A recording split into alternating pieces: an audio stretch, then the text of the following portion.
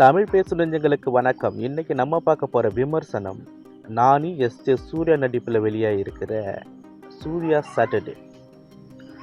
அடிதடி சண்டை என கோபக்கார பையனான சூர்யாவை நினைச்சு அவரோட அப்பா அம்மா கவலைப்படுறாங்க.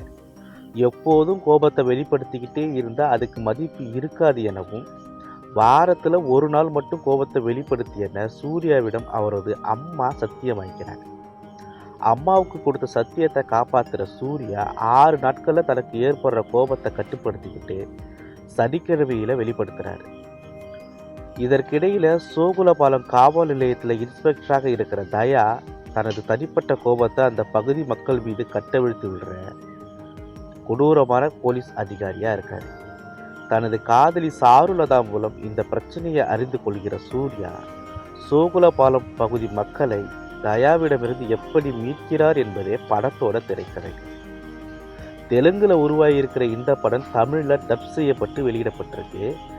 பாதிக்கப்பட்டவர்களே அவர்களோட துயரத்திலிருந்து மீட்க உதவுகிற மனித உணர்வு தான் கோபம் என்பதையும், எந்த சூழலையும் ஒருவர் மற்றவருக்கு ஆதரவாக நிற்க வேண்டிய அவசியத்தையும் இந்த படத்தின் வழியே பதிவு செஞ்சிருக்காரு இயக்குனர் விவேக் ஆத்ரேயா.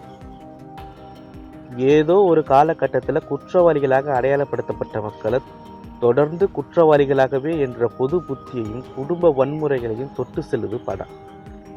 அம்மா சென்டிமெண்ட்டு நானி சனிக்கிழமை மட்டுமே கோபம் கொள்வதற்கான காரணம், அதற்கான பின் கதை, அவருக்கான பில்டப்பு, ஆக்ஷன் காட்சி, இன்ட்ரோ பாட்டு, எஸ்.ஜே. சூர்யா நிகழ்த்துகிற கொடூரங்கள், நடுவில் வந்து தொந்தரவு செய்கிற காதல் என கமர்ஷியல் சினிமாவுக்கான அத்தனை அம்சங்களும் படத்தில் நிறைஞ்சிருக்கு. நானி எஸ்.ஜே. சூர்யா சந்தித்துக் கொள்கிற தருணங்கள், எதிர்பாராத திருப்பங்களால் வளைகிற கதை, இயல்பாக வந்து செல்கிற நகைச்சுவை என ஆங்காங்கே படத்திற்கான பாசிட்டிவ் அம்சங்களும் நிறைஞ்சிருக்கு. தாண்டி எல்லாத்தையும் மாஸ் தருணங்களாகவும் ஹீரோயிசமாக மாற்ற முயற்சித்திருக்கிறது அலுப்பை ஏற்படுத்துது.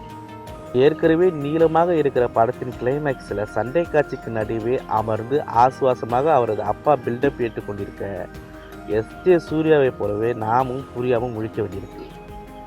நேச்சுரல் ஸ்டார் என்ற அடைமொழிக்கு ஏற்ப இயல்பான நடிப்பில் கவர்ந்திருக்காரு நானி.